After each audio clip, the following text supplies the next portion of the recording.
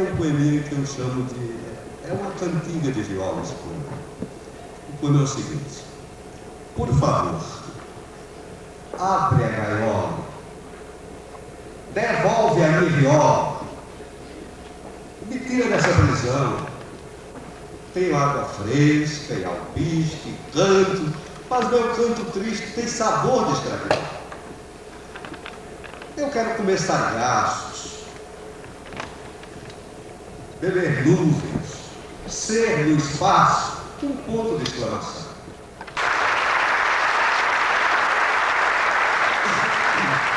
Eu fico esse poema para vocês. O outro, que é menor ainda, que é desse tamanho, e que eu acho que ele simboliza muito esse encontro de pessoas maravilhosas que nós vamos ter aqui. E que é o seguinte, eu chamo ele de carrossel.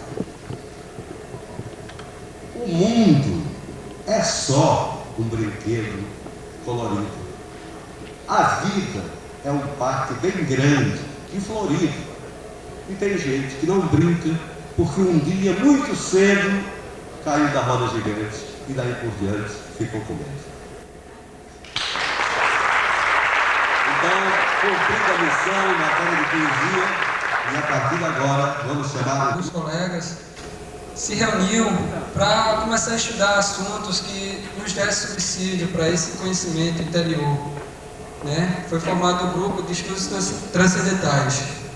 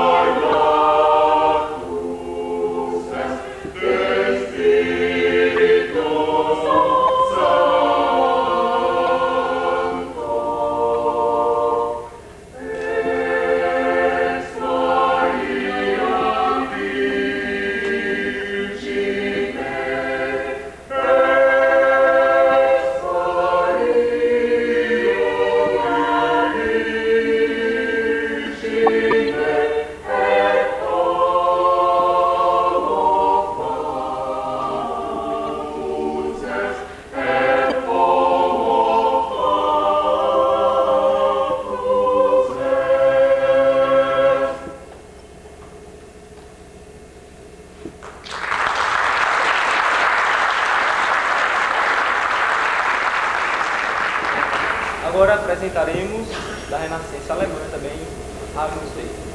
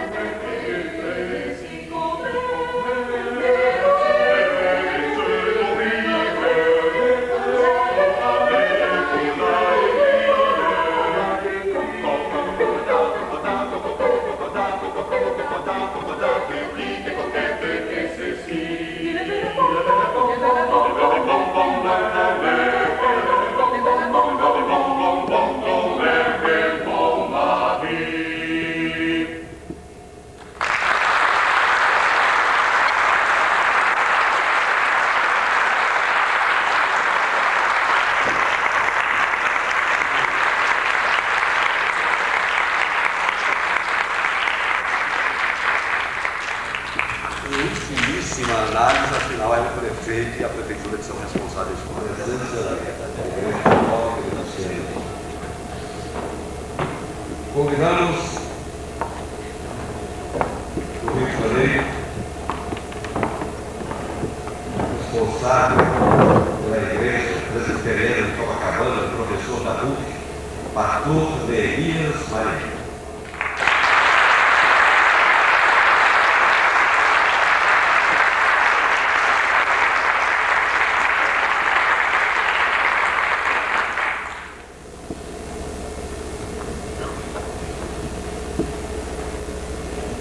Eu me permitiria agora, numa comissão da qual eu posso abdicar, embora seja mais um voto, incluir entre os presentes como representante do budismo no Brasil, como monge budista. Então, o budismo também está presente nessa festa aqui.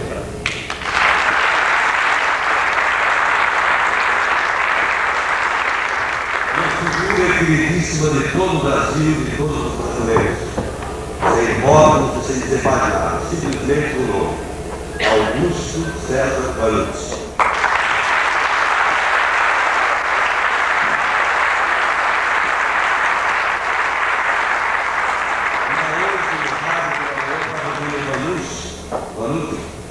Dizendo exatamente isso. O mal que as religiões, entre aspas, fizeram ao mundo. É a hora de se praticar a verdadeira religião. A religião é o mundo. Quem ama já tem dentro de si Deus, religião, felicidade, paz, tudo. Então é a hora desses encontros cada vez mais frequentes, cada vez mais amplos, cada vez mais abrangentes. Convidaria Pedro Camargo, editor da revista Ano Zero.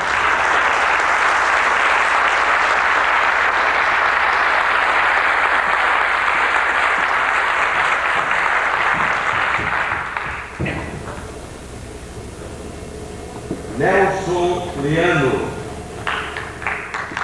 editor da Record, responsável pelo se tivesse tirado o rótulo, qualquer coisa, ele chamaria de coração. É um coração ambulante.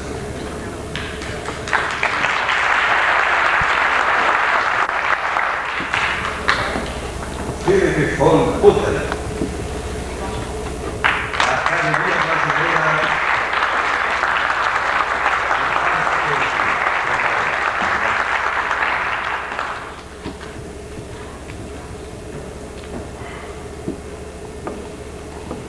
Marcelo Valieri, astrólogo e uma palavra que eu não filho de fatos, transpessoal.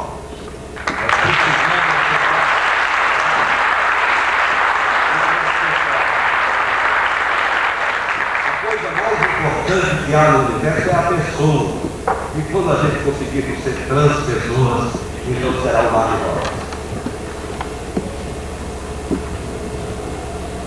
Uma reverência ao mestre Naná, mestre do Tai Chi Chuan, que vai durante esses dias nos treinar a todos os aniversários.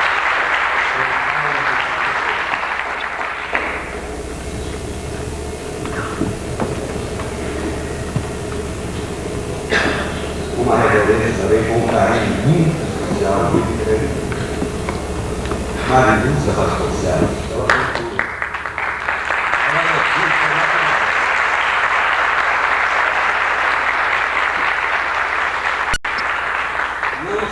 Está presente tal, uma figura dessas que é universal e é continente mais do que ninguém, que pode estar aqui, pode estar tanto ligado é. Uma pessoa de ouro muito que se chama Bravo Tavares.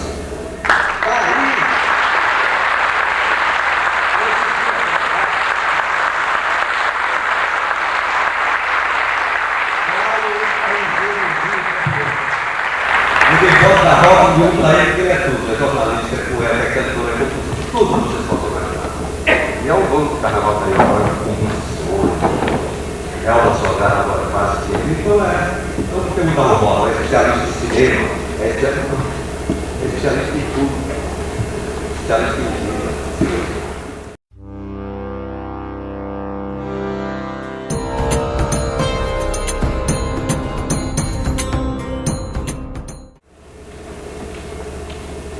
A irmã dele, Clotilde Tavares, vai nos brindar com um estudo sobre holística. É uma palavra nova que vai vir para muita coisa.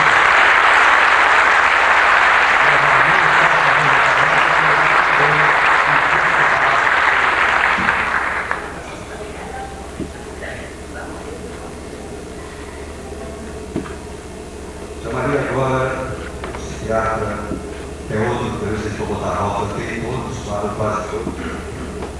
Edmundo Valdêncio.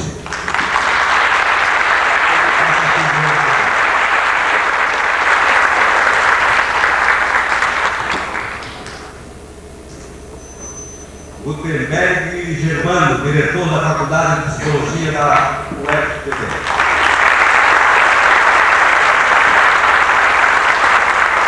Esses são os participantes, quem vão fazer o nosso seminário. Eu, naturalmente, porque eu vou participar com uma palestra logo mais à noite e com o primeiro curso, porque esse curso eu acho muito perigoso para você, super precioso. São 3 papos sobre isso aí, brincadeira, está apresentada. Cadê Marisa? Cadê você? O deputado.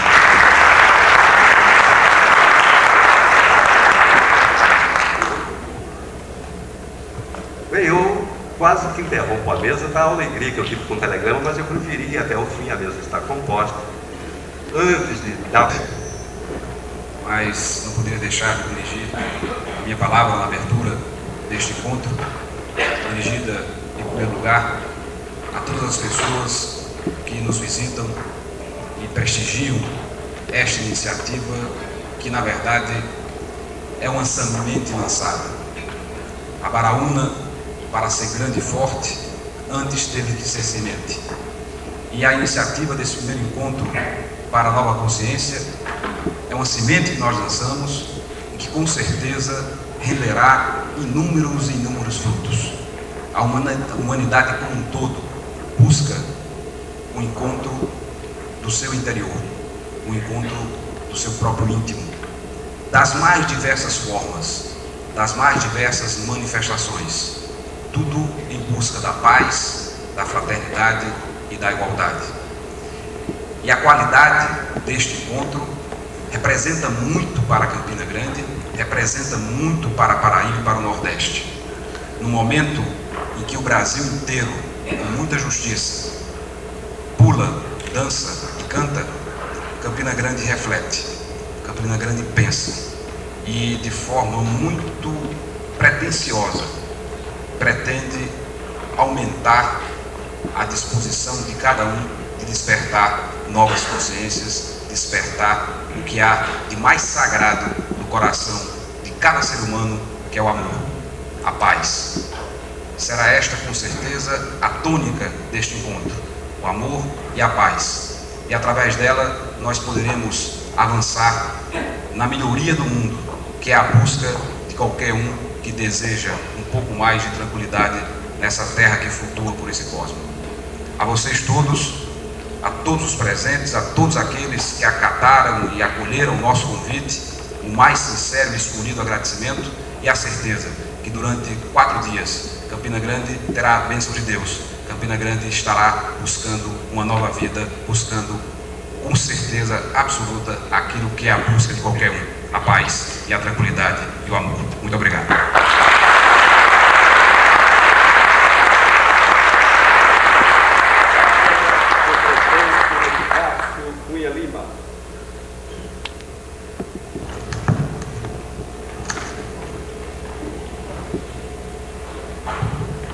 Muito bom dia para todos. Eu acabava de dizer aqui ao pastor Neemias que a palavra era dele. Faria questão disso, mas obedeça ao programa e, afinal, começamos, mas não pretendemos ser palestra desta manhã, mas a introdução à palavra do pastor Neemias. Minha palavra, se posso dizer, senhor prefeito, me dá licença, será também de boas-vindas, porque eu me considero campinense e também participando nas responsabilidades de ajudar este povo a caminhar. Muito bom dia para todos, bem-vindos a todos, especialmente aos companheiros que vêm de outras terras. Eu digo minha palavra introdutória sem nenhuma pretensão, estabelecendo aqui um dos elementos de reflexão sobre esta proposta tão linda com que se inaugura este seminário e esta jornada toda destes dias de paz em Campina Grande. Isto é, eu introduzo meia dúzia de elementos sobre ecumenismo, para a gente quebrar um pouco a casca da palavra, ir um pouco ao cerne do que ela pretende transmitir. Eu chamaria a atenção de início para as seguintes observações. Quando nós falamos em ecumenismo ao sério, e nós queremos tratar seriamente as coisas, quando nós falamos em ecumenismo, tenho certeza que digo coisas em comum, ecumênicas, com meus irmãos das outras igrejas e até de outras crenças. Quando nós falamos em ecumenismo, não estamos pensando absolutamente num coquetel de incongruências. Nós estamos pensando em coisas muito bem assentadas, em balizamento de um caminho que a gente quer fazer. Claro que a primeira estaca desta caminhada, a primeira, é precisamente este desafio a crescermos de coração e ao amor chegarmos. Nós temos e aqui eu estou falando como religioso, eu estou falando em nome da minha crença pessoal com sua identidade. Digo, nós, de todas as crenças, seguramente temos de começar por dar um testemunho diferente para esta humanidade conflitiva, sofrida, dividida. Acho que é vergonhoso o testemunho que tantas vezes temos nós mesmos, que nos apresentamos diante do mundo como portadores de uma bandeira religiosa, de uma das religiões do mundo. É um testemunho vergonhoso a nossa divisão. É um contrassinal.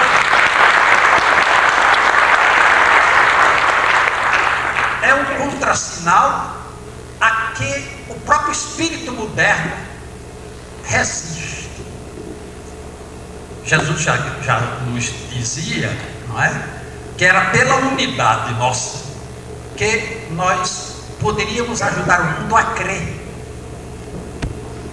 É um testemunho da unidade que pode criar credibilidade para qualquer religião. E o nosso contra-testemunho de divisão, quando não de arenguinhas mesquinhas, de polêmicas e de agressões, é o contrassinal exatamente mais triste, e a mais triste negação de Deus, que é amor. Então, eu diria, balizando uma caminhada ecumênica, a primeira baliza é esta: é amor. É amar-nos com todas as nossas diversidades, legítimas, por que não? Logo mais diremos algumas coisas. Mas amar-nos, por que nos desamarmos só porque cremos dentro de figurinos diferentes, com categorias diversificadas? Desamar-nos, odiar-nos, Deus do céu. Se Jesus mandou amar aos próprios inimigos, como desamar aos irmãos da mesma caminhada? Pois então, primeira estaca de uma caminhada ecumênica é eliminarmos todos os sentimentos de hostilidade, de aversão, de antipatia, de raiva, de agressão, e cultivarmos o sentimento fundamental, a inspiração fundamental do coração humano, revelação primeira do próprio ser divino em nós, que é o amor. Em segundo lugar, rasgada assim, não é? A cortina, a fumaça, afastada a fumaça das antipatias e aversões, das indisposições e agressividades, nós podemos chegar a um segundo marco neste caminho ecumênico.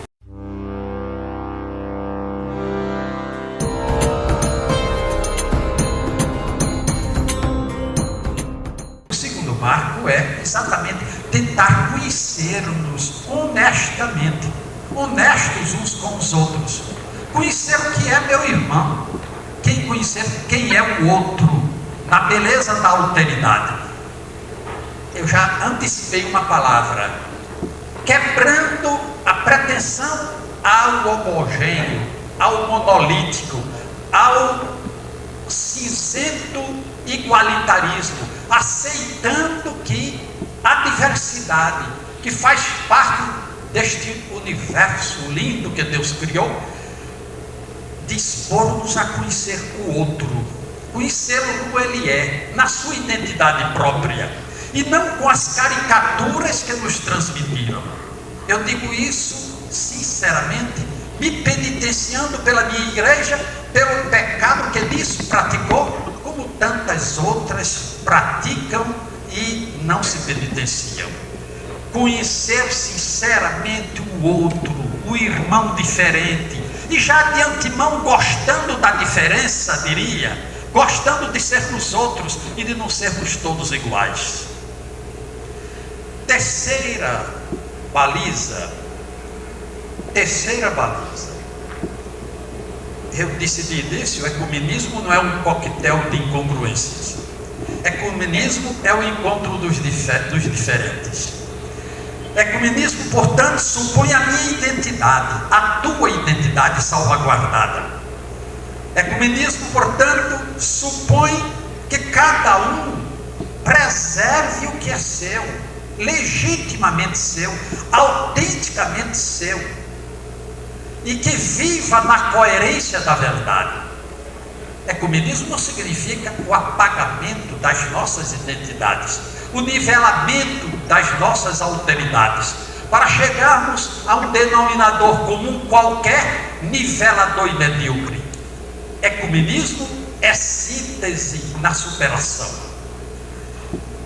Terceiro lugar, esta busca de identidade própria, esta defesa da identidade do outro, este louvor do pluralismo, supõe e exige o fim final desta vergonhosa pecha que tantas igrejas nossas pegaram, e com razão, para maior tristeza, do proselitismo mesquinho.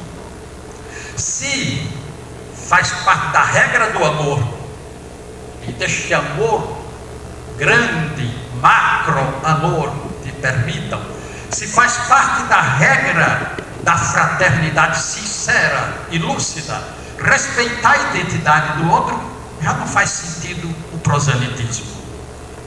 Faz sentido vivermos na sinceridade, na transparência uns com os outros, cada um tentando o melhor de si e acolhendo o melhor do outro.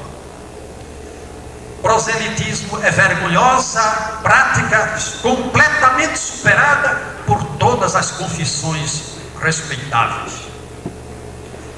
Em quinto lugar, se eu não erro a contagem, eu disse buscarmos coerência, porque nenhum de nós é coerente. Quem disser que é, já mentiu. Todos nós somos marcados de mentira. Todo homem mente, diz a Bíblia. Todo homem é mentiroso. Afinal de contas, pagam um tributo ao pai da mentira, aquele que São João, não é? Bem indica. Portanto, a busca da coerência vai significar, em última instância, dentro de uma categoria tão nossa, tão evangélica, a busca da conversão. Ecumenismo se faz somente quando nos dispusermos a nos converter, quando nos dispusermos a renunciar à nossa própria suficiência, a nos julgarmos donos da verdade e senhores da história. Aí sim, neste caminho humilde da conversão, em busca de uma autenticidade que não tem no nosso subjetivismo o seu parâmetro, mas que tem um critério objetivo superior, na busca da superação de todo o triunfalismo e farisaísmo, na busca de conversão, é que nós podemos ir construindo a unidade superior. E eu vou terminando, porque a palestra não é minha, é do nosso caríssimo convidado, professor Neemias. Eu apenas faço uma introdução que já que se alonga e eu me penitencio. Em última instância, fazer ecumenismo é buscar uma meta comum. Aí sim, não é ficarmos nos degladiando na polêmica anacrônica, mas é ficarmos mirando a um ponto comum para o qual converge nosso coração e nossa vida. E este ponto comum aí está. Eu creio que muitos de aqui concordam comigo, professor Neemias totalmente concorda. Este ponto comum se chama Jesus Cristo, seu Evangelho. Ele é o referencial tanto do Neemias como de Luiz Fernandes. Jesus, o seu Evangelho. E tentando marchar para o mesmo ponto, nós nos vamos aproximando cada vez mais e qualquer hora formaremos a unidade desejada. Muito obrigado pela atenção.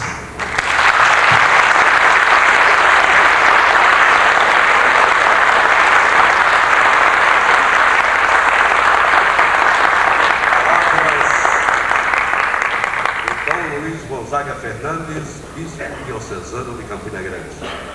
Palavras de quem sabe o valor da palavra. Bem, a organização do encontro previa 3 palestras para amanhã, mas como houve um atraso normal no Brasil, normalista entre nós, isso com toda essa coisa que vai acabar, a gente ultrapassando isso também, uma das palestras foi suprimido. O próprio palestrante abriu mão dessa palestra e nós só teremos agora pela manhã a próxima palestra, que é do pastor Neemias, e em seguida teremos que não é nem um debate, é a oportunidade, primeiro que a mesa dirija perguntas ao conferencista. Todos os participantes da mesa que quiserem podem fazer perguntas. E a gente gostaria de estender isso ao público, mas aí é um problema de tempo, nós estamos atrasados. Mas o que é importante disso tudo é que agora nós vamos ter a palavra do pastor Neemias Maria, palestrante oficial da abertura do programa.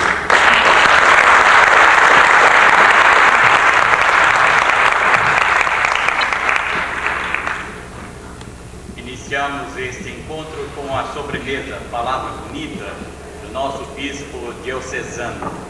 Parabéns, parabéns, prefeito municipal, Dr. Cássio Cunha Bueno, Cunha Lima, filho do meu grande amigo Ronaldo Cunha Lima, que há alguns anos atrás comigo participou de um programa nacional de televisão. E desde então firmamos uma amizade muito próspera. Quando está no Rio, nos encontramos. Conheço muito bem Campina Grande, porque àquela altura, quando do nosso programa Respondendo sobre a Sagrada Escritura, recebi centenas de cartas e telegramas deste grande povo de Campina Grande. Eu agradeço a Deus o privilégio de poder participar deste encontro profético. Um encontro corajoso, quando não por iniciativa de um credo religioso, mas por iniciativa da liderança nativa da nossa gente, com o timbre oficial da Prefeitura de Campina Grande, nós abrimos um evento que certamente marcará indelevelmente a história da nossa cidade, do nosso município, e representa igualmente um sinal didático para toda a nação brasileira. Quem dera os administradores do bem público e os governadores das nossas cidades e estados seguissem esse exemplo, convocar o povo para reciclar a sua esperança e fundamentar a sua fé. Vejo este momento com grande emoção e cumprimento alegremente os promotores deste encontro.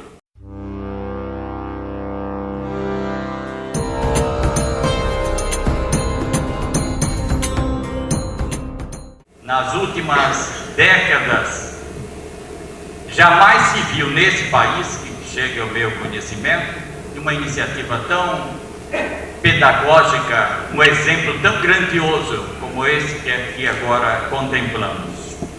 Aqui estamos não para criticar o processo econômico, político, social no qual o nosso país mergulha.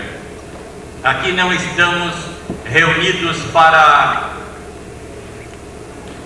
uma terapia da miserabilidade e indigência crescente do povo brasileiro, sem escola, sem moradia, sem emprego. Não estamos aqui também para pular o carnaval. No nosso momento, como bem assinalou o nosso alcaide, prefeito dessa cidade, tem um caráter nitidamente espiritual. Ninguém veio aqui enganado. Nós fomos convocados para um momento de grande espiritualidade. Não é um encontro político, é um programa visando o nosso espírito, a nossa alma. Eu penso até como estaria o coração de Jacó, patriarca hebreu, que na sua fuga, no seu drama, um irmão fugindo do outro irmão, de repente, ao cair da tarde, dorme, reclina a cabeça sobre uma pedra e tem o maior sonho dado ao ser humano sonhar.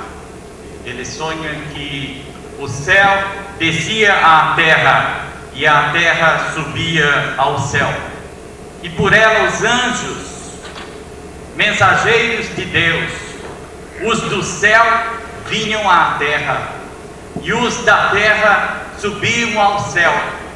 E ele, ao acordar, batiza aquele campo nas planícies de Midian com o nome de Betel.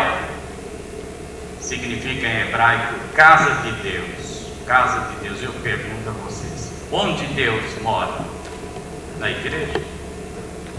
Na sinagoga? Na mesquita? Num lugar espiritualista? Como fala o rei Salomão: ó Deus, tu és tão grande que o céu dos céus não te podem conter, quanto mais este espaço que construímos para o teu nome. Assim, este lugar sagrado, o teatro municipal desta progressista e tão bela cidade, se transforma numa Betel. Deus está aqui presente, ungindo e dirigindo os nossos pensamentos para os altos objetivos que temos em vista. E eu gostaria de, na mesma linha do pensamento do bispo dessa cidade, Dom Luiz Fernandes, acrescentar também algumas sementes. E quero fundamentar as ideias que partilho nesse momento em dois textos bíblicos. O primeiro é um salmo, o menor salmo da Bíblia, escrito pelo rei Davi, no qual ele diz assim: ó quão bom e quão agradável é que vivam sempre unidos os irmãos. E o outro texto é do livro de São João, em que o redator sagrado transcreve a mais longa oração que Jesus fez.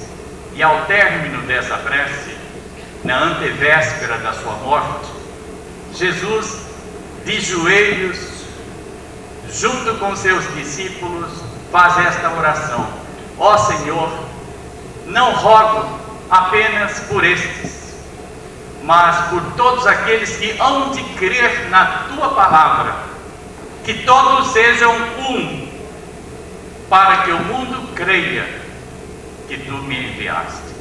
Aí está a base da teologia bíblica e toda a filosofia cristã para o movimento ecumênico. A unidade cristã é da vontade divina, queiramos ou não. Essa é a vontade expressa pelo Senhor Jesus Cristo, quando roga em favor da unidade cristã. Mas eu gostaria também de partilhar duas experiências. Ao longo dos meus 35 anos de vivência pastoral, eu gostaria de partilhar duas experiências. Uma até próxima a nós, porque aconteceu na cidade de Canhotinho, uma cidade do agreste pernambucano. Ali, há dezenas de anos atrás, morava um pastor americano chamado William Butler. e era amigo do padre da cidade. A única diferença naqueles períodos negros da história cristã da nossa pátria, em que protestantes e católicos eram como cão e gato, um se arranhando e se mordendo, em que prendiam-se mutuamente, em que a palavra ecumênica nem fazia parte da terminologia da igreja. Eles eram muito amigos, e o povo do sertão pernambucano chamava o Dr. William Butler, que era missionário e médico, e em terra de cego les aveigos São Roá, como se fala, e lá não tinha nenhum outro médico. Ele centralizava a atenção de toda a área de Canhotinho. A diferença básica entre o Dr. Butch, como o povo o chamava, e o sacerdote católico é que este sacerdote tinha um jumento para percorrer toda a sua paróquia no seu ministério de evangelização e de ação social. E o pastor protestante tinha um jipe. Era essa a única diferença. Um dia saiu o Dr. Butler para visitar o seu rebanho e encontra casualmente o pároco, o padre, seu amigo, mas este estava a pé. E Dr. Butler, na intimidade da amizade entre os dois, disse: "A pé, meu vicário, onde está o seu jumento?" Aí ele disse: "Morreu." Eu falei: "E agora você carregando este fardo pesado, entra aqui no meu jipe e me conte como foi que ele morreu, o seu jumentinho. E certamente tão querido era o seu jumento que você teve chance de ministrar os derradeiros sacramentos e dar a ele a extrema unção." E o padre, sem perder o humor, disse assim: "Não, eu não pude ministrar a extrema unção ao jumento, porque nesta área todos os jumentos são protestantes."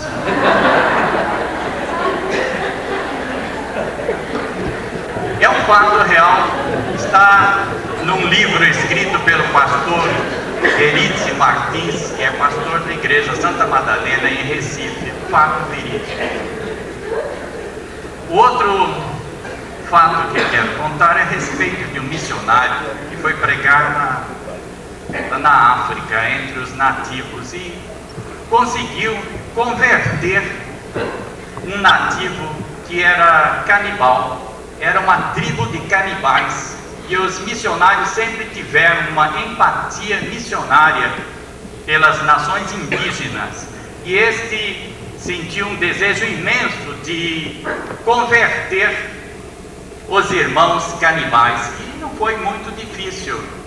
Ele armou o seu tabernáculo no meio da tribo e, com muita ternura, conseguiu conquistar o cacique da tribo e batizou-o, porque erradamente, e aí está a antropologia resgatando o nosso pecado de querer converter nativos à nossa religião, ele conseguiu converter para o cristianismo toda a tribo de canibais.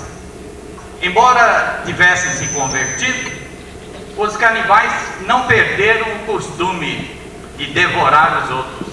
Então se transformou na primeira tribo de canibais cristãos.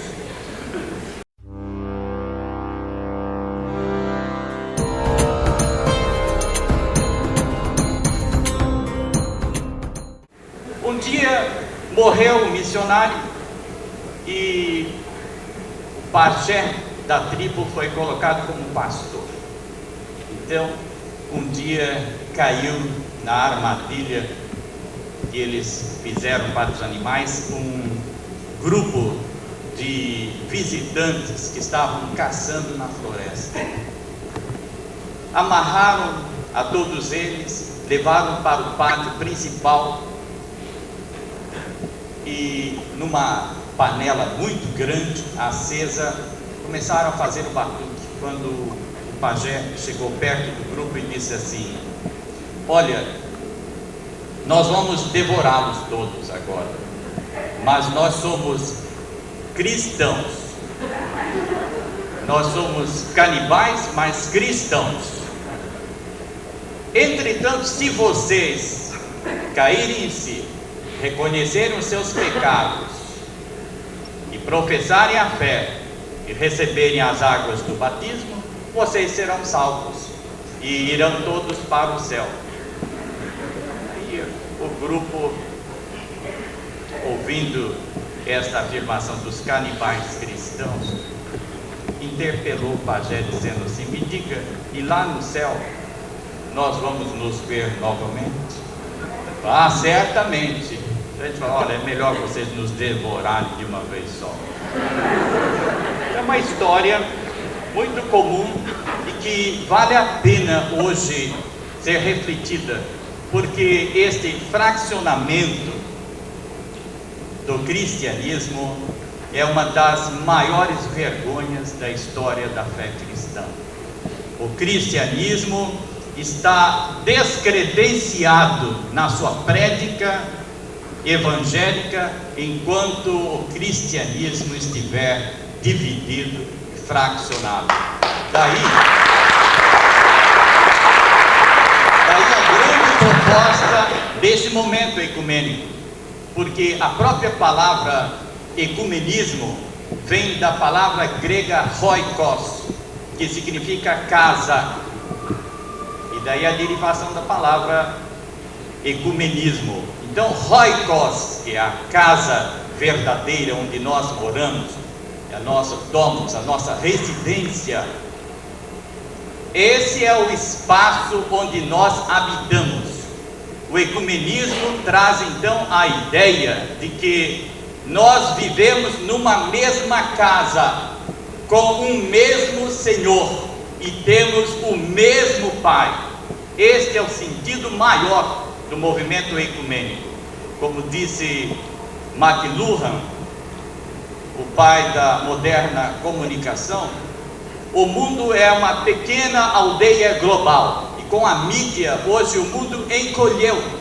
É necessário, sumamente importante, que nós hoje entendamos que é nesse mundo que nós habitamos.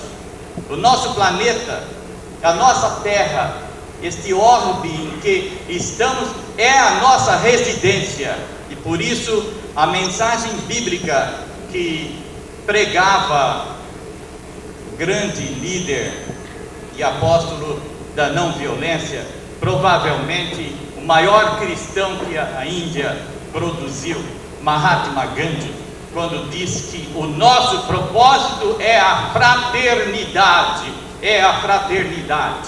O movimento ecumênico é um movimento fraterno, não é um movimento divisionista, mas é um movimento que procura, mais do que nunca, devolver a nossa identidade, fazer com que nós nos miremos na condição de irmãos uns dos outros.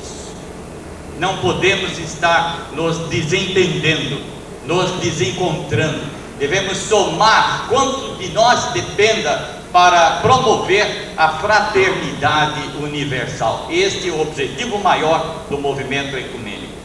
Antigamente, nós, na catequese que tivemos, tanto a igreja ortodoxa, a igreja católica, a igreja protestante, isto é, as três grandes confissões cristãs, nós fomos mais ou menos deseducados, porque a nossa concepção era de um mundo de 3 andares.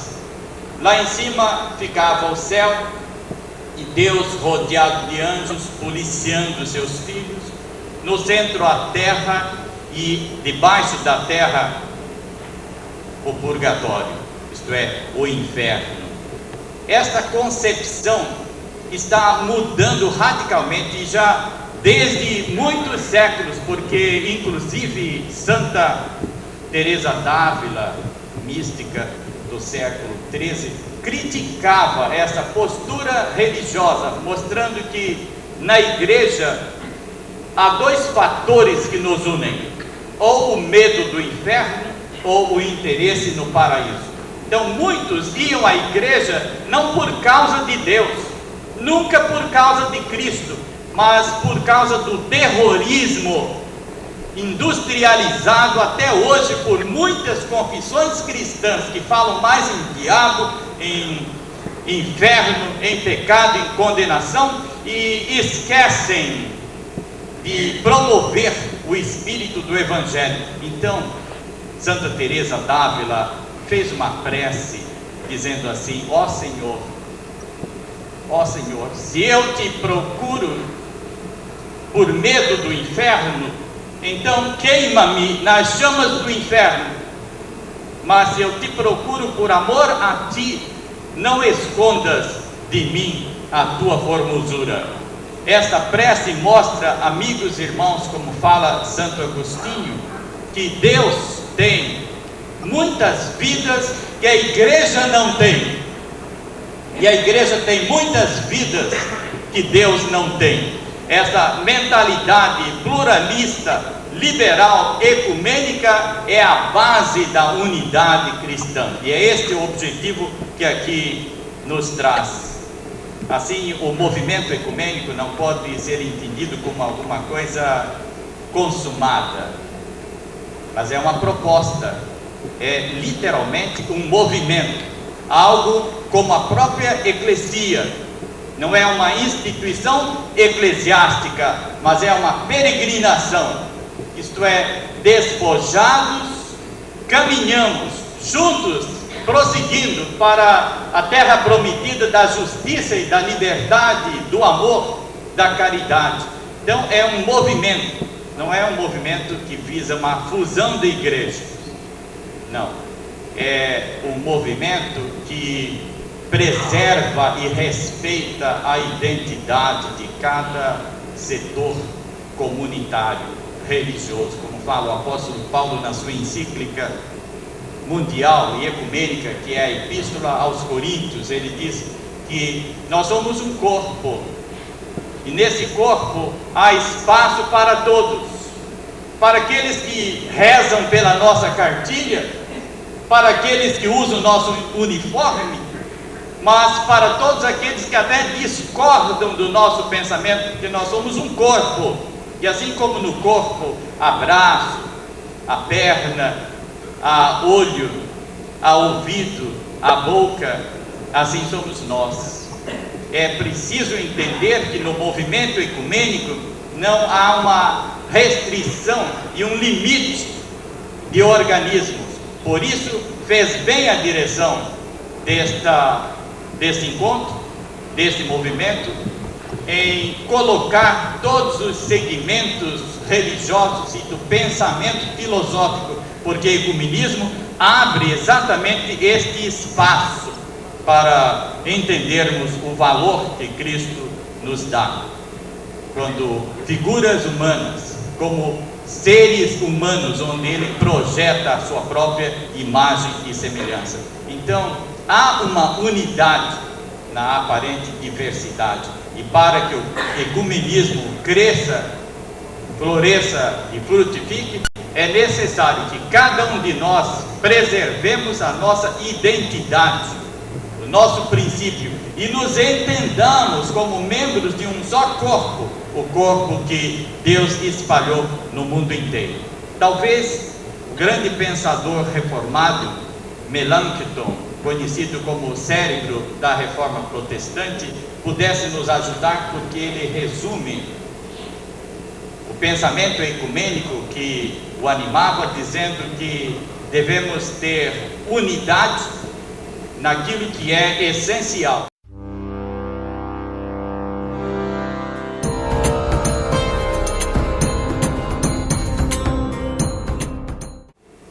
Liberdade nos aspectos duvidosos e caridade em todas as coisas. Esta é a base essencial do movimento ecumênico.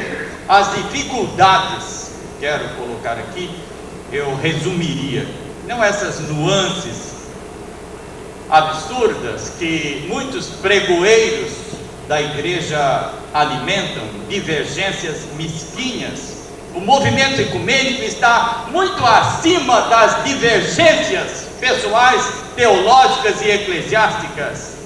A solução é quebrarmos o nosso egoísmo, como se fez historicamente, quebrando os muros de Berlim, e os jornais noticiaram que há ainda hoje partes do muro de Berlim que nem um coquetel de Molotov consegue explodir. Tão sedimentada foi esta divisão, grande país que é a Alemanha, assim também os preconceitos religiosos formam uma nódoa tão profunda que eu penso que nessa escalada do movimento ecumênico nós ainda teremos muito encontro como esse profetizado pelo nosso prefeito municipal, muitos encontros para que os filhos dos nossos filhos possam ver esse amanhecer em que a paz reinará, a justiça reinará e seremos todos um só, na mesma fé e no mesmo amor. A solução é o amor.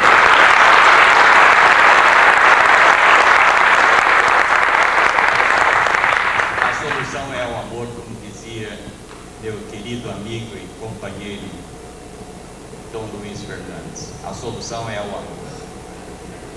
E é nisto que nós aqui estamos buscando alimentar. É esta realidade que nós estamos procurando transmitir. Não é gostar, é amar. Como se diz, gostar é to like, amar é to love. E a gente inverte o processo, porque eu chego a você e tenho constrangimento de dizer a você, eu amo você, porque nessa desinformação e deseducação na qual fomos criados, o homem ama a mulher, isto é, um homem dizer para um homem, eu amo a você, ou uma mulher dizer para uma outra mulher, eu amo a você, tem até conotações erradas, e por isso nós temos medo de dizer, eu amo você. Então nós preferimos dizer, eu gosto de você, eu gosto muito de você. Mas é um erro que o movimento ecumênico combate. O verbo não é gostar. As pessoas não são gostáveis, as pessoas são amáveis. O que a gente gosta, amanhã desgosta e descarta, mas o amor não. Como disse o apóstolo Paulo, mesmo que eu fale a língua dos homens e dos anjos e não tiver amor, isso nada representa. E mesmo que entregue toda a minha fortuna em socorro dos pobres, se não tiver amor, isto nada adiantará. E termina dizendo o seguinte: o amor nunca falha. Por isso Jesus, ao invés de colocar rótulos nos seus discípulos, disse um dia para eles: no mundo vocês serão identificados como meus discípulos, não por frequentar esta ou aquela igreja, mas pelo amor. Pelo amor. Sereis meus discípulos se tiverdes amor uns pelos outros. E quando os fariseus, donos da religião, que industrializavam já nos dias de Jesus, balconizando a fé, Jesus olha para eles e diz assim: o maior mandamento é este: amar a Deus, amar ao próximo.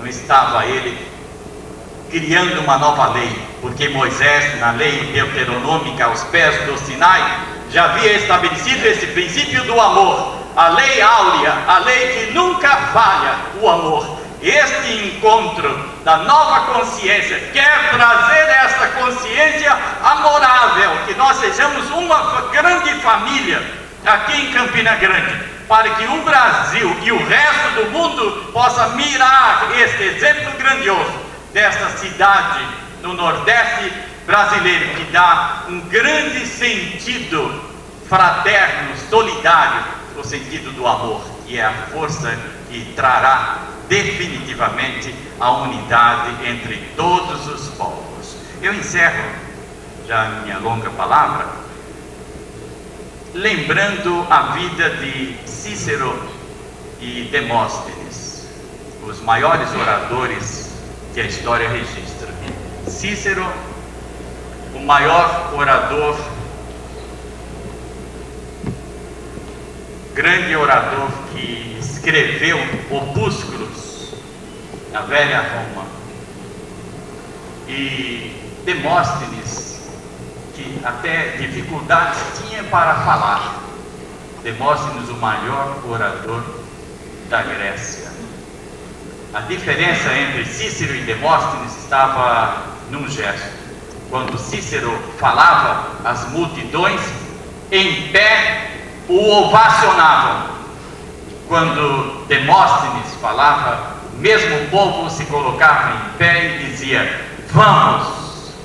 Essa é a minha palavra. Deus abençoe.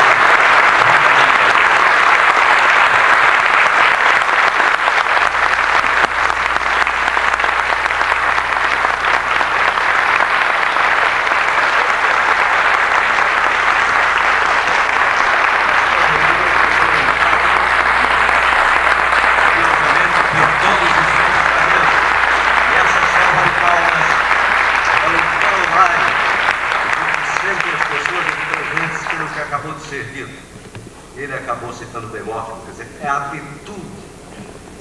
Ainda ontem eu vi uma coisa que ele nem sabe que ficou gravado. Ele está aqui na mesa, não vou nem dizer o nome. Ele dizia o seguinte: não há nada mais chato do que um poeta quando ele só faz versos e escreve. E até complementou: um monge também é uma coisa chata. Agora, um poeta que tem uma atitude de poeta pode até fazer versos. Então é isso que o pastor colocou aqui. Vamos, não é deixar as palavras. Esse encontro foi lindo e depois vai todo mundo para casa, a sua rotina, e deixa de praticar o amor. O amor é uma coisa que é para ser sempre, permanente, cada vez maior, mais abrangente, mais universal e mais eterno. E sem isso, a gente não sai desse atoleiro em que nós nos metemos através de milênios e de séculos de discussões que, num nível mais profundo, vão até a discussão entre a ciência e a tradição.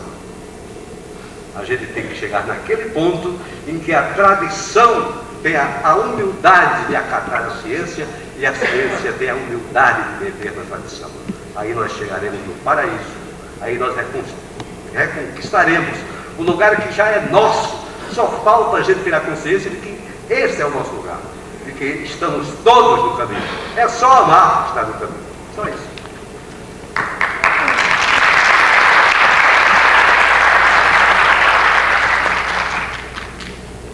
Ecumenicamente, holisticamente, a gente tivemos a palavra da igreja, através de Cristo, tivemos a palavra do pastor Neemias, e vamos encerrar essa série de palestras breves, pedindo ao representante do Espiritismo no Brasil, Augusto César Vanucci, que faça um comentário também sobre esse nosso encontro.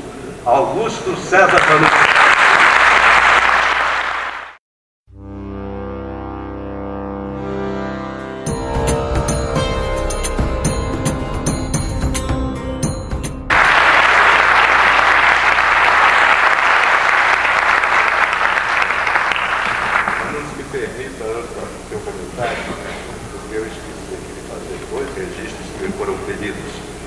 Primeiro, lembrar que hoje, às 19 horas, teremos a abertura do Simpósio de Terapias Alternativas no Museu Assis Chateaubriand. E, como parte ainda do nosso encontro, teremos a abertura de uma exposição de pintura primitiva, uma coisa muito bonita, no Hotel Serrano, hoje às 21 horas, com a artista Irene. Eram esses dois lembretes, e com vocês, essa pessoa que eu venero e o Brasil adora, Augusto César Vanucci. Estou muito honrado porque, na verdade, eu não tenho status para ser representante do Espiritismo. Uma mesa onde tantos representantes maravilhosos poderiam falar bem melhor do que eu. Mas o que eu quero conversar com vocês é o homem de comunicação e o sentimento. O homem de comunicação e o Cristo. Esse Cristo que eu estou tentando colocar nos meus programas, nas coisas que faço. Eu sou um sensitivo. nascido na cidade de Uberaba, cheio de emoções, de uma vida repleta de sofrimentos, de angústias, todas essas coisas normais que visitam as nossas almas. E tenho como companheira a dor de tantos momentos difíceis. E essa dor bonita que me fez encontrar esse Cristo tão bonito, que me dá forças nesse instante de dizer com o coração aberto, com a alma. Acredito, se alguém pudesse ver na minha aura agora, ela estaria, violeta, porque eu vou dizer com o coração trêmulo, que eu estou captando todas as vibrações desta reunião bonita, que eu amo vocês. Amo do fundo do meu coração, porque eu descubro a cada dia que passa esse amor que a gente ouviu falar aqui, esse amor bonito do Cristo, essa figura tão incompreendida e que infelizmente nós poderíamos encontrá-lo através da razão e normalmente encontramos através da dor. Ele está sempre com um sorriso aberto, de mãos estendidas.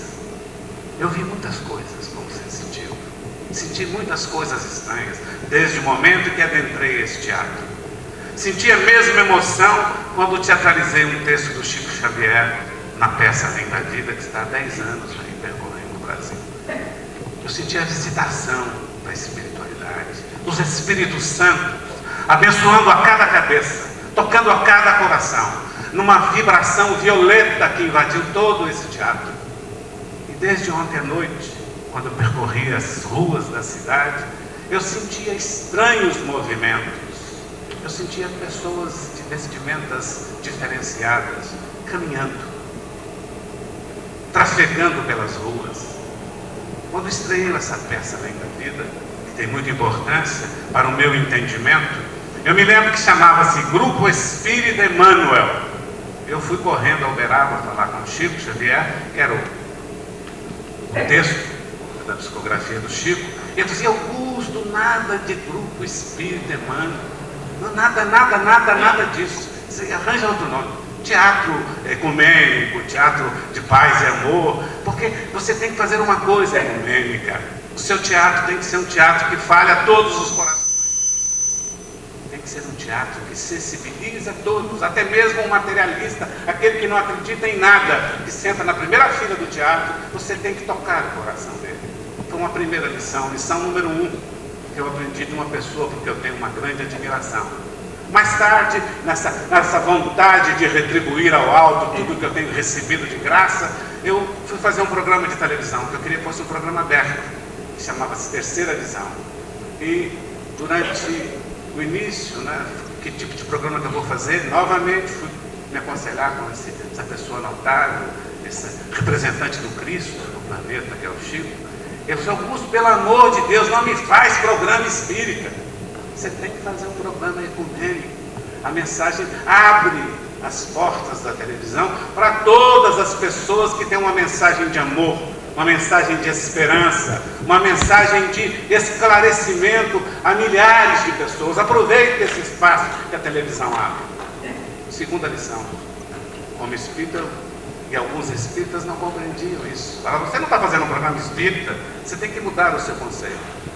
E as artimanhas, e o aprendizado para que a gente possa transmitir essa mensagem do Cristo são por demais grandes. Quando estagiei pela Manchete para fazer Fronteiras do Desconhecido, aquela teatralização de casos paranormais, também a gente coloca nomes estranhos, para que, é como se a gente estivesse enganando um pouco os grupos religiosos, porque na verdade os veículos de comunicação querem satisfazer a todo mundo.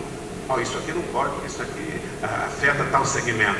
Para fazer agora no Fantástico os casos paranormais, a mesma luta, porque se eu fazia o caso da irmã Paulina, eu também tinha que fazer um outro caso, também não tanto espírita, e o outro caso também que pudesse atender os segmentos todos que interessam a mídia da comunicação. Então, essas pequenas batalhas me levam a um momento de festa interior, de amor e de sensibilidade aguçada nessa energia que invade todo esse teatro aqui. Porque eu tive lágrimas nos olhos hoje aqui, porque esse é um velho sonho meu. Eu já tentei por diversas vezes, eu tenho um teatro como esse no Rio de Janeiro, reunir segmentos religiosos e não consigo. Eu já tentei em São Paulo, no Anhembi, fazer uma mesa tão representativa, tanto quanto essa aqui, da importância dessa mesa que está aqui hoje, e não consegui. Havia antagonismos, as pessoas queriam assinar antes, explicar itens que poderiam ser tocados ou itens que não deveriam ser tocados. Eu não consegui. Então hoje eu estou vendo aqui um sonho meu se tornar realidade. O sonho do Cristo redivivo, bonito, esperançoso, porque o mundo só muda com esse amor do Cristo. Acima das religiões, porque as religiões vão passar, mas o Cristo não. Ele retorna, como diz João, aí com o terceiro milênio, para ver o novo homem, porque o importante desse nosso encontro aqui é o ser humano, o homem como ele é, como ele pensa, o seu amor, o seu sentimento, porque aí não importa o partido político, não importa a atitude adotada ou a religião, importa que se você tem amor no coração, você pode fazer desse país grande, você pode fazer desse país pátria do Evangelho, coração do mundo. E é essa a nossa esperança. Este encontro é por demais importante. Há uma festa espiritual nesta sala. Essa energia violeta visita toda hora o meu videotape, registrando a sua presença. É uma energia de paz, de harmonia, de amor, desse amor do Cristo fantástico, desse amor do Cristo que me levou às lágrimas, ouvindo aqui falar da Igreja Católica, ouvindo falar o representante da Igreja Protestante, ouvindo as pessoas, o budismo sendo representado. Tudo isso é por demais emocionante, tudo isso mexe demais com o meu coração e com minha alma antiga, velha, à procura de libertação. Porque eu acredito que isto possa trazer para todos nós o sentimento do pássaro, né? Alçar o voo cósmico, porque eu sou um cidadão do universo, nós somos isso aí, nós pertencemos a várias moradas. A minha paz vos deixo, a minha paz vos dou, não a paz do mundo que os homens podem comprar, mas vos deixo a paz de meu Pai, e a casa de meu Pai tem várias moradas. Nós somos habitantes de várias moradas.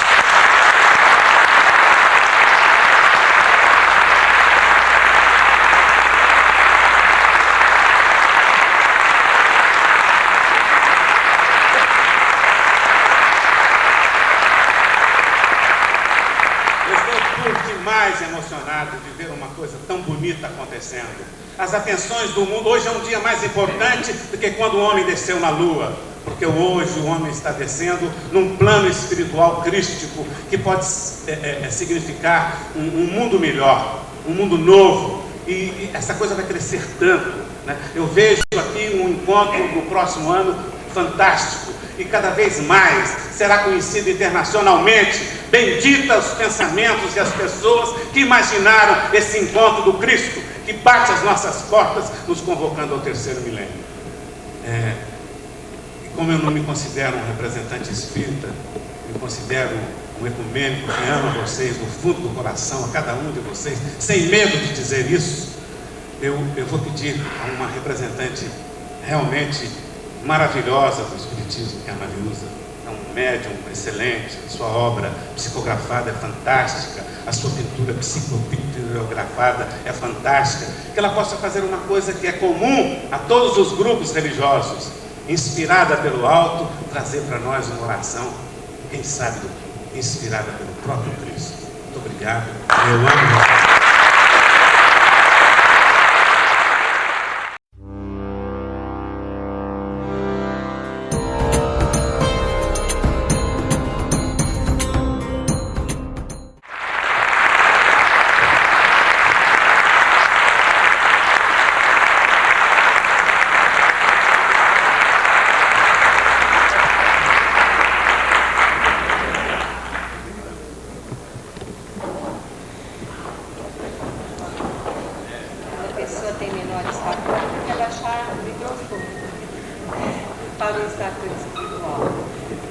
Eu quero agradecer a oportunidade de aqui estarmos, porque todo o nosso conhecimento é através das jornadas reencarnatórias, e é assim que nós devemos ao representante da Igreja Católica a guarda dos tesouros do Evangelho no Vaticano, Eu, pessoalmente, devo a minha vida física a um homem que era profundamente católico e só não rezou a sua primeira missa porque conheceu uma moça no seminário, irmã de um companheiro, e devido à sua honestidade apaixonou-se por ela e não seguiu a carreira eclesiástica.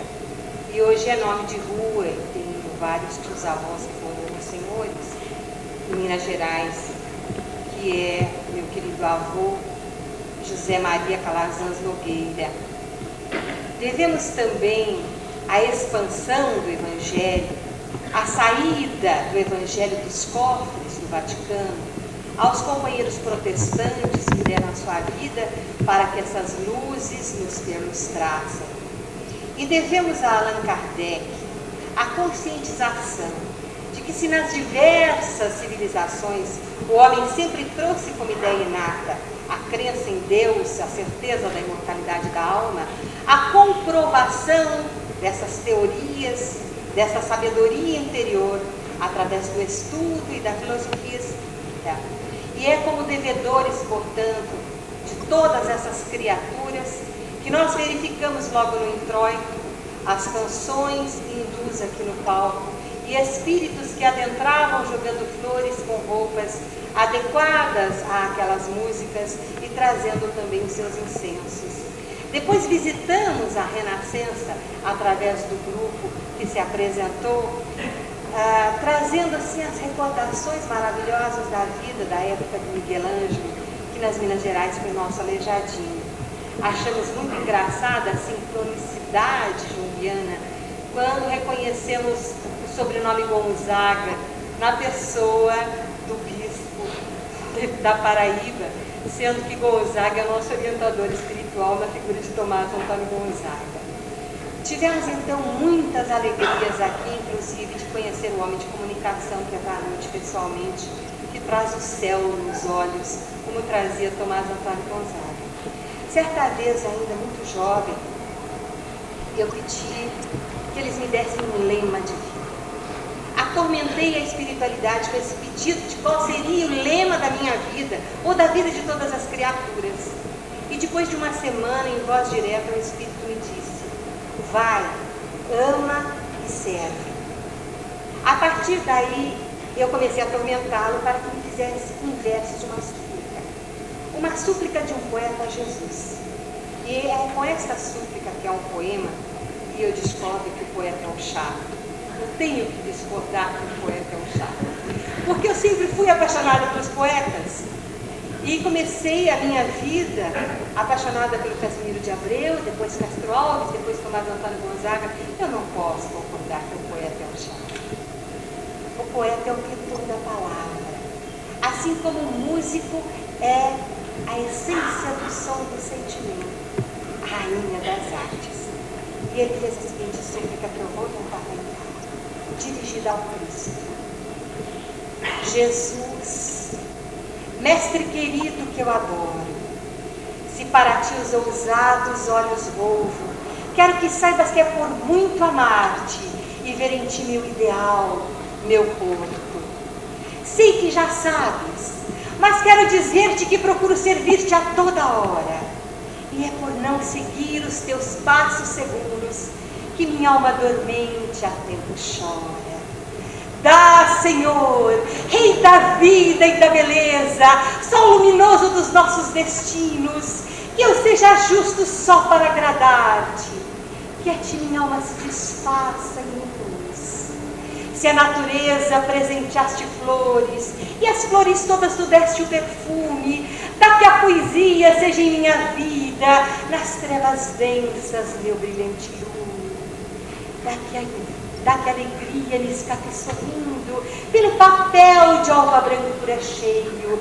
Dá meu espírito um cantar eterno, como ao pássaro, tu deste gorjeio. Permita, Senhor, que lutando sempre eu siga teu encontro destemida, que eu encontraria a felicidade se além de versos eu te desse a vida. Sê para mim o irmão querido que levantou Lázaro e Madalena, o sol que brilhou a Saulo em Damasco, a voz do horto a pervar serena. Sê para mim a estrela do caminho na noite escura, doçura da minha existência. Acende em mim a tocha do teu verbo, como tens dado à criança a inocência. Transborda em lábios meus verdades puras, derrame em a minha mão bênçãos mil, para que eu viva sempre a bendizer-te e lute pela glória do Brasil. Que eu rasgue em versos horizontes novos, que eu exalte o amor, que eu enobreça a fé, cante a caridade, embale a esperança, nações erguendo, iluminando povos. Mestre querido que eu adoro tanto, mestre dos mestres que a verdade tem, permita, eu peço, que te siga sempre. Bendito sejas. Obrigado. Amém.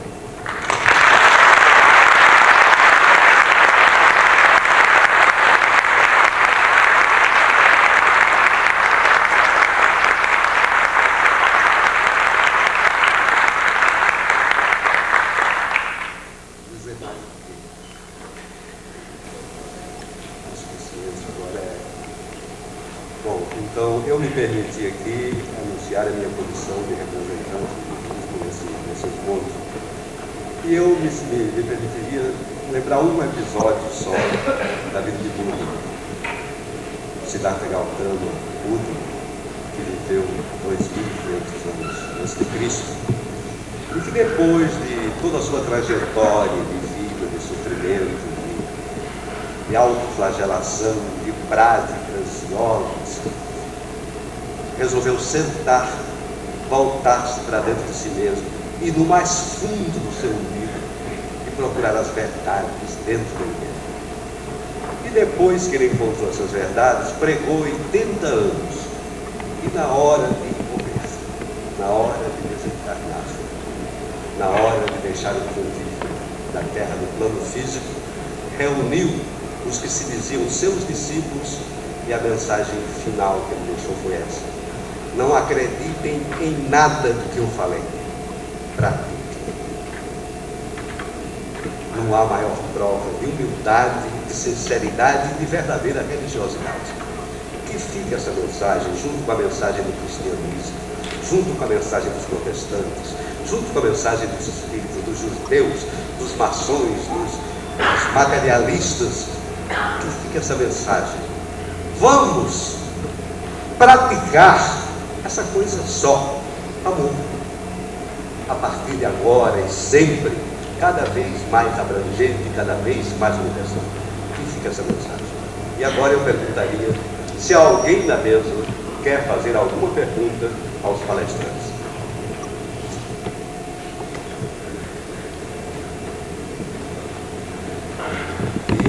Em nome dos organizadores do encontro, quero agradecer do fundo do nosso coração, todos nós participantes, a presença, a energia, a simpatia. Eu gostaria de fazer Gostaria de fazer uma pergunta, se tiver quem responda. Pode fazer. Pode eu fazer. lembro a Bíblia certa vez, encontrei essa passagem. E Deus havia se arrependido de ter criado o homem. Eu quero saber se tem fundamento esse pensamento. Eu pediria permissão para encaminhar essa pergunta ao pastor Reis. O senhor tem conhecimento disso, pastor? Tenho.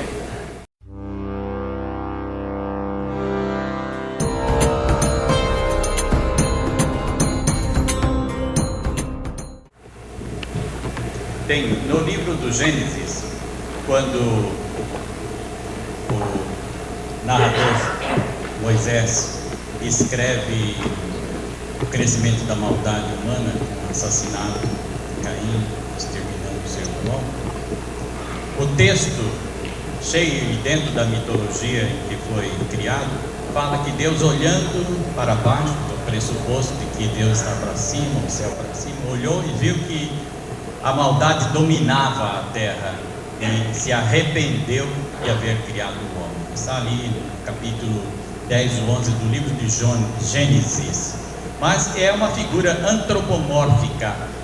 Aí é o redator expressando o seu pensamento como se estivesse assim psicografando um pensamento de Deus, mas dentro da terminologia humana. Está em Gênesis capítulo 11, quando descreve o dilúvio.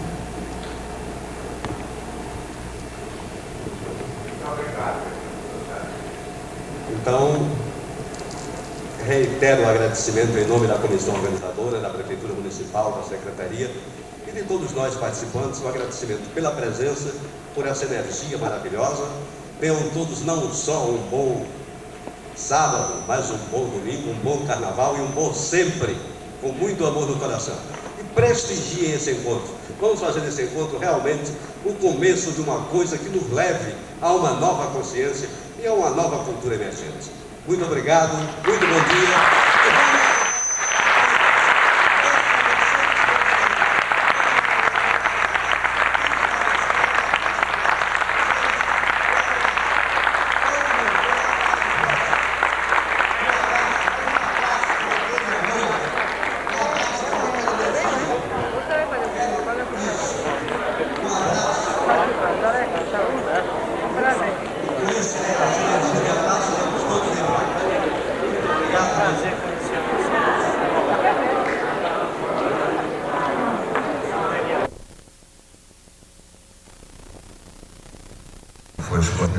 Começamos aquela coisa de 30 mil exemplares, de repente, subitamente, estamos em 100 mil exemplares. O Brasil inteiro tem comprado a miséria, uma responsabilidade grande. E no primeiro número, que nós já tínhamos um intercâmbio com matérias que vinham do exterior, hoje ela é totalmente gerada no país, né? Não temos mais vínculo nenhum no exterior. Nós tínhamos aquele problema. Como é essa história toda? Ainda não tínhamos tanta consciência de que podíamos ter os ajustadores da nova era. Vou te falar outra coisa. Tu vai descer com essa câmera ali pra trás, vai pedir ajuda de uma daquelas pessoas pra te ensinar. Agora o problema é isso, eu acho que tem que realizar uma coisa. Isso aí é pra mim. Mas Luiz, tá sujeito aqui na Fica todo mundo. Então, leva isso. Ligar? Eu te explico. Vou levar essa pessoa.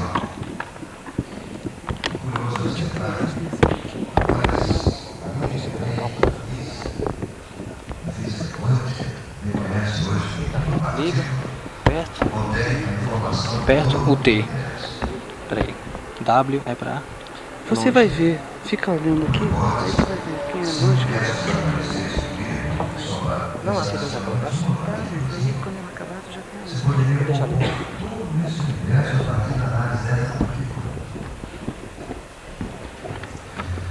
Quando o pessoal fala numa visão holográfica, essa palavra holográfica acabou se transformando numa espécie me dá um curso agora de modelo de pensamento da nova era, porque o holograma, aquela fotografia, uma imagem em 3 dimensões, quem é que entende aí disso? ela tem uma particularidade Tem que curiosa. saber como é que liga essa bicha. Numa fotografia comum, se a gente tira um pedacinho dela, sai só aquele pedacinho. Mas se a gente pegar um pedacinho de um holograma, um ponto do holograma, esse ponto contém a informação do holograma inteiro. Então, tem uma imagenzinha inteira. Essa coisa, gente, o macrocosmos e o microcosmos existirem um em função do outro, essa coisa, de certa forma, confirma a teoria da sincronicidade que o Jung publicou, vejam vocês, em 1916, não estava preocupado com a guerra mundial. Para gravar, ela precisa de mais alguma coisa. Esse material dele, sabe? Isso aqui é um Tunga. Isso aqui só vai precisar quando a bateria descarregar. E ela descarrega em quanto tempo? Era um cientista de Império. Ele não era um cientista de Se ele estiver carregada, como é que eu sei que eu levo até 1 hora. Deixa eu olhar aqui pelo Google. A ação experimental e mente cultural.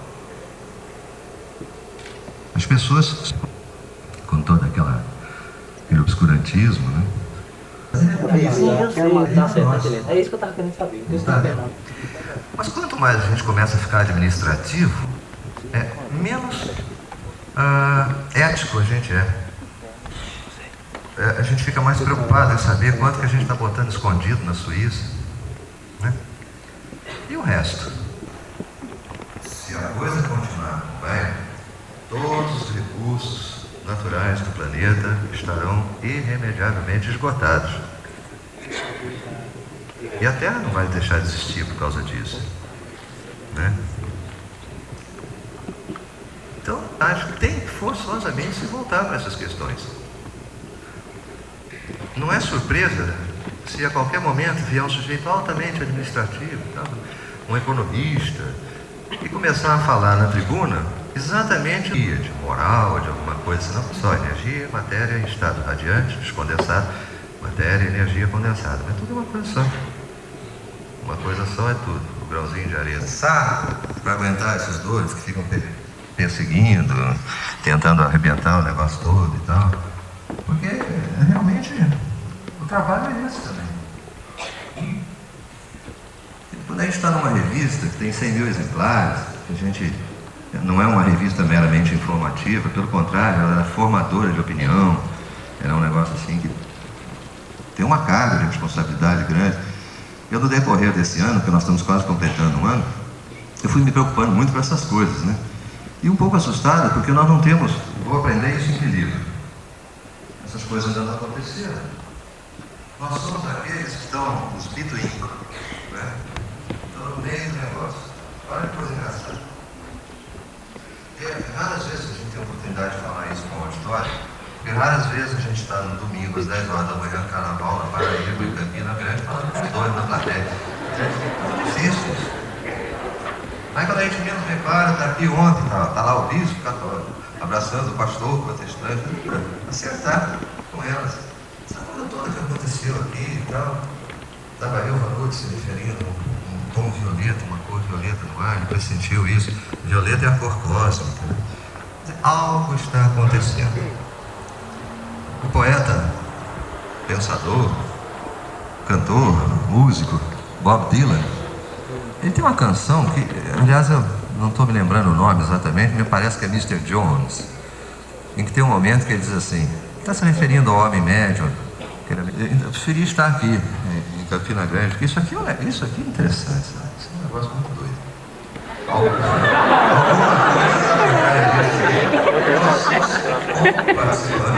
Como responsáveis por isso.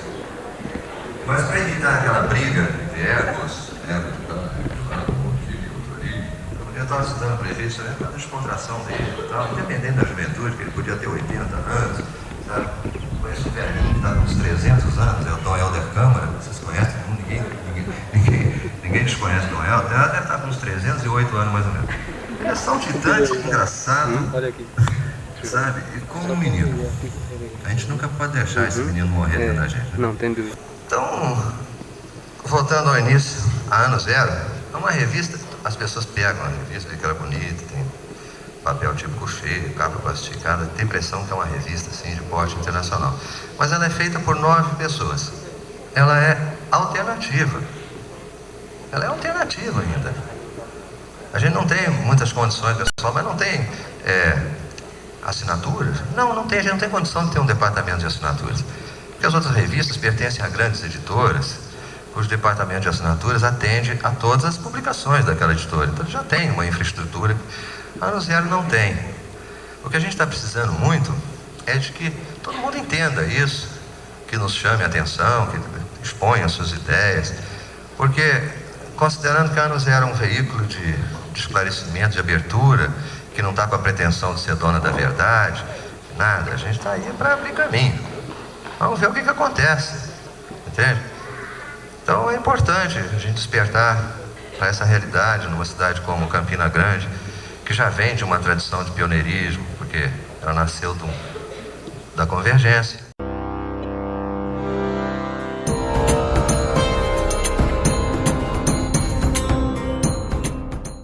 Razões comerciais, rotas que se cruzavam por aqui antes do avião, né? Não interessa, isso são razões circunstanciais, contingentes, que atendem a um motivo cósmico. De repente é a primeira vez no país, que eu saiba, pelo menos, então, são de pessoas que entendem dessas coisas, ninguém achou que aconteceu algo igual a isso no princípio. E a gente lá no Rio Estava a Iris assim, meu Deus, será que isso tudo vai dar certo? Não se incomode não, Iris. O que tiver que acontecer, vai acontecer. Né? De repente a gente está aqui. Então, eu gostaria de fazer o seguinte. Não sei se ouviram, eu tinha dito, é muito difícil falar sobre esses assuntos. Eu de fato não sabia direito o que falar, né? Eu digo, bom, vamos falar de perspectivas sobre o terceiro milênio. Comunicação é um negócio muito delicado, porque comunicação é uma coisa cara, depende de patrocinadores. Ontem estava o Augusto César falando, é uma luta, porque a gente quer botar o programa assim, aí o outro tem um compromisso com o patrocinador assado, como é que fica? Né? A gente precisa de colaboração, de uma troca. É disso que nasce principalmente a consciência de todo, né? Então, eu tinha apenas, isso que eu estou falando é apenas um lembrete, né? Um toque, uma coisa assim.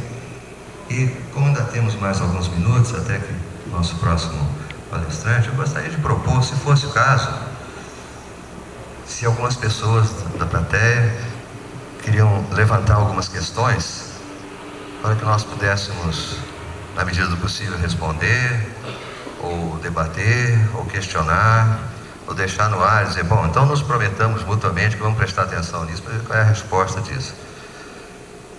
O que eu gostaria, não sei se vocês acham que é o caso. Alguém teria alguma questão a levantar? Quer dizer, no caso eu me dirijo também à mesa. Fica todo mundo inibido, assim. Poxa, eu queria tanto perguntar aquele não sei o quê, mas acho que eu vou dar um vexame. Não vai não. A gente tem que falar. Bom, ninguém se manifesta. Então tá bom. Ó, Maria Lúcia tem uma pergunta. Maria Lúcia, é negócio sério.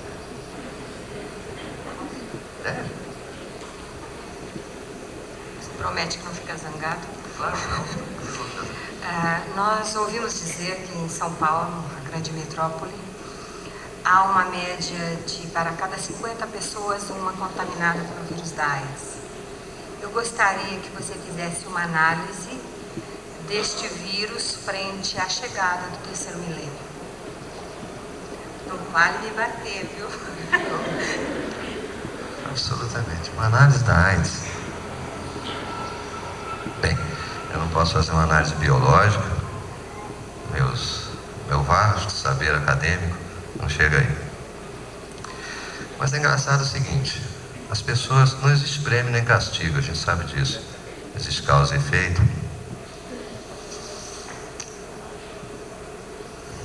Cada um escolhe o seu caminho. Há uma coisa chamada destino, o que não impede de existir uma outra chamada livre-arbítrio. Algumas pessoas discutem assim, puxa, mas se o destino já está traçado, o que estou fazendo aqui então? É melhor acabar com isso tudo. Ou pintar e bordar. Não, destino, olha, a palavra destino, quer dizer, não tino. É uma coisa que não adianta administrar, porque, ou não adianta estabelecer, ou tentar reestabelecer, porque o destino é um só. Mas dá para administrar esse destino. É como se fosse digamos, o destino é ir de Campina Grande a João Pessoa. Digamos que o destino seja esse. Então, eu acho, essa é uma visão pessoal minha, né? Eu acho que a gente pode escolher. Vamos de ônibus, vamos de carro, vamos de avião, vamos a pé, vamos pela estrada, ou vamos pelo meio dos campos. Ou de repente até a gente sai pelo lado contrário, dá uma volta no planeta, chega lá em João Pessoa, isso é com cada um. Quer dizer, se os nossos atos serão solidários durante essa viagem, ou se eles serão mesquinhos, se eles serão suaves, ou se eles serão violentos. Em última análise, se essa viagem vai ser feliz ou infeliz, depende da gente. Quer dizer, a coisa não é tão fixa. Dependendo do subplano astral em que a coisa está colocada, muitas podem ser transformadas. A gente plasma um condutor, a gente gera um astrosoma. São entidades do plano energético que acabam atuando socialmente. Então, tem uma velha controvérsia. Olha, a AIDS é um vírus de laboratório, inventado pelas cúpulas do poder, que estavam assustadas com o fato da liberação sexual estar destruindo a célula estrutural da sociedade, que é o casamento. Isso é um declara isso. Então eles lá no poder inventaram esse vírus e soltaram o vírus por aí. Aí vem os outros, que nada, é uns macacos africanos. Quer dizer, não sei porque não acontecia antes. Acho que macaco africano não é mesmo. Mas aí, ou isso já existia antes, mas a ciência não tinha. Esse negócio está uma grande incógnita. Mas vamos considerar o seguinte: como dizíamos agorinha mesmo, existem motivos circunstanciais, contingentes, vamos dizer, aparentemente bobos, que são reflexo de um comando superior. Há um desígnio cósmico ou divino para que certas coisas aconteçam. Inventado ou não inventado, bem intencionado ou não, ou mal intencionado, o vírus existe. Então, a partir desse dado concreto, ele está eliminando uma boa parcela da humanidade. Não sei, tem uma opção de todas as previsões, todas as pessoas tinham o dom da premonição, passando pelos mais famosos até os menos, os mais doidos, todos eles acham que nós estamos chegando a um momento, o pessoal do Santo Daime costuma chamar de um balanço que vai haver. Todo mundo converge para essa época que nós estamos vivendo. Olha que grilo. Está havendo alguma coisa. Aí a Bíblia diz, muitos serão chamados, poucos escolhidos, não sei o quê. Mas não é que vai ter um sujeito sentado num trono lá e dizendo, você para cá, não, você para lá, ninguém. Quer dizer, essa escolha é pessoal. É uma seleção pessoal. As pessoas se selecionam, se auto-selecionam. Quem escolhe a promiscuidade se arrisca a se contagiar com o vírus. Eu não sei se a cocaína. A cocaína, ela hoje é um poder que nós não conhecemos a extensão desse poder, economicamente falando, financeiro, econômico. Nós sabemos que praticamente existe uma nação oculta, que são os interesses dos grandes cartéis, né, do narcotráfico, com poderes para abalar políticas internacionais e tal, assuntos tratados diretamente em chancelaria, com forças armadas entrando na jogada. Não se pode ignorar essa realidade, é uma realidade do século XX. Outro lá na Holanda já tentou liberar para ver se... a coisa está aí. Está matando gente. Vocês vejam, num país nosso, em que o salário mínimo, em alguns lugares, consegue ser 96 mil, porque em outros, né, nem isso. As pessoas cheiram cocaína. Que 1 grama de cocaína pura é mais cara do que 1 grama de ouro. Imaginou se o pessoal estivesse aí cheirando ouro e ganhando 96 mil por mês? $60 mais ou menos. Isso tudo é muito doido, isso é muito louco. Nosso país é um país com milhões de habitantes, essa realidade está aí. Então eu acho que cocaína, AIDS, essas coisas todas, isso aí acho que está sendo uma espécie de seleção. Eu prefiro não ver como castigo, nem como prêmio, ter ou não ter AIDS. Eu tenho a impressão de que isso é um fator de seleção. Eu não sei bem o que pensa, como se comporta o pensamento espírita em relação a isso. Eu tenho visto sociólogos tecerem teses assim, sabe, cientistas. Mas eu não sei se isso se tem muita gente no planeta. É muito difícil, essa pergunta da Mariluz não é mole de ser respondida, não. Vamos ouvir a resposta da Mariluz. Quem sabe ela tem uma tese aqui. Ah lá, está ali uma cortesia de elevador. Não, é você? Não, eu. Não. Cortesias da era de peixes. Estamos entrando na de aquário. Vem aí, quem é que vai falar?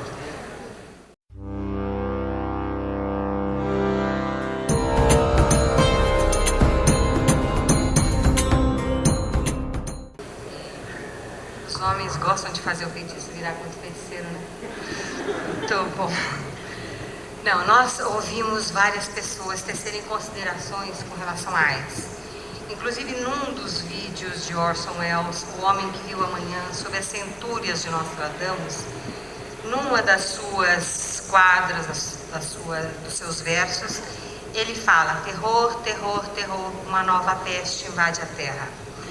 Nós ouvimos e vimos em reportagens 2 cientistas mundiais, cujos nomes, infelizmente, eu não lembro agora, levantarem a tese de que a AIDS teria sido gerada em laboratório como uma guerra virótica dentro das pesquisas genealógicas de vírus e bactérias para que um país atacasse o outro, como teve o agente laranja, como teve napalm, como teve muitos outros agentes químicos, usavam também os agentes genéticos de cruzamento.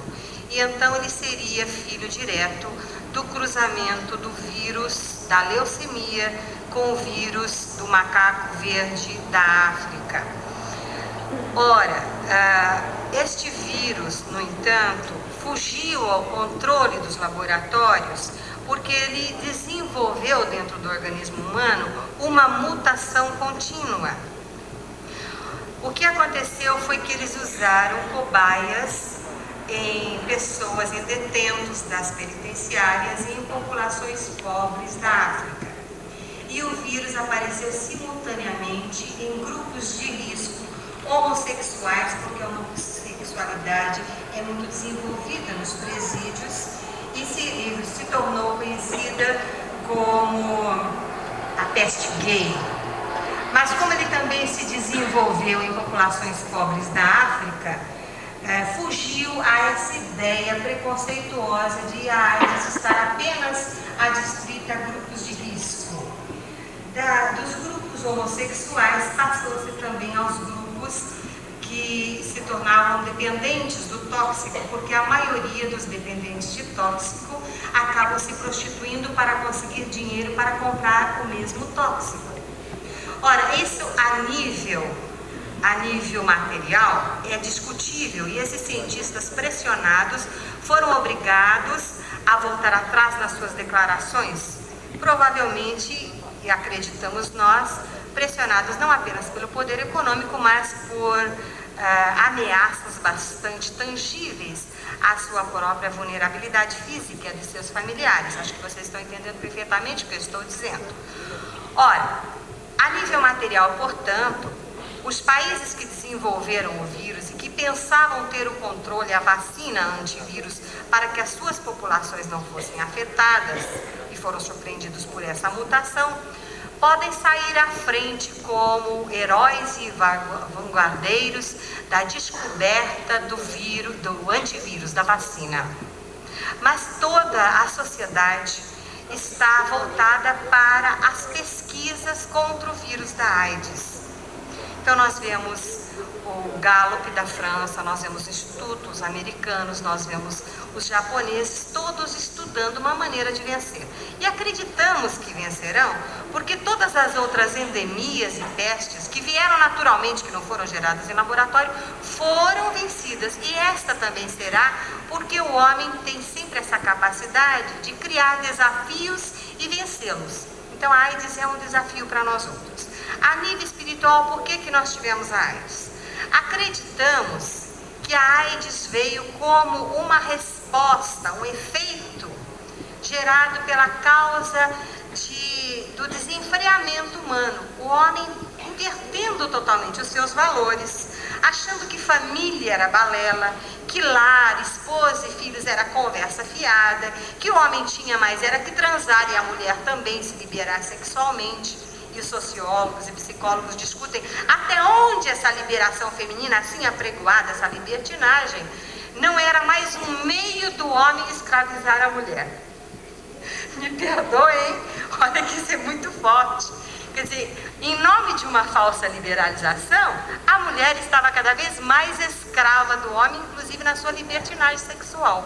Naquilo que ela pensava que estava se liberando, ela estava se aprisionando espiritualmente. Ela estava perdendo uma série de fatores espirituais que sempre foram intrínsecos a ela e eram armas poderosíssimas na sua mão. A mulher dominava pelo amor e estava se perdendo pela libertinagem. Então, como resposta espiritual, a AIDS foi permitida, digamos assim, Porque nós estamos sendo observados, nós enquanto humanidade encarnada, nós estamos sendo observados por poderes muito maiores do que nós, como as crianças são observadas pelos seus pais, e que nos impedem de ir além de um limite, que é o limite da destruição da raça humana. Esse limite nós não vamos ultrapassar. O mundo não vai terminar, como muita gente apregoa, catastroficamente. Nós não venceremos todas as reservas materiais do nosso planeta quando nós vemos os japoneses plantando em andares sem terra e cultivando hortaliças e colhendo hortaliças. Quando nós verificamos que do próprio petróleo se retiram elementos proteicos de alimentação humana, do próprio resíduo do petróleo. Então vocês verificam que dentro de uma programação espiritual, a AIDS foi permitida pelo desatino dos cientistas humanos que queriam a dominação política e econômica, pondo uma mão na frente de Deus. Então é essa a nossa visão. Me perdoe o Pedro aí eu ter avançado, mas eu tentei verificar a visão que ele teria do assunto e achei que estava sendo indelicada, mas como ele tem capacidade para responder, eu quis aprender com ele. E me parece que o feitiço realmente virou contra o feiticeiro. Essa é a visão pessoal que eu tenho. Outras pessoas do movimento espírita terão outra visão do problema, mas o problema endêmico da AIDS é sério. E nós devemos abordá-lo em nossas casas, com os nossos filhos, e devemos voltar toda a vibração nossa em benefício dos cientistas que estão estudando para vencer o vírus. E não apenas vencer o vírus, mas vencer a fome, vencer a miséria, vencer a desigualdade social. E o amor haverá de conseguir todas as soluções para todos os problemas humanos.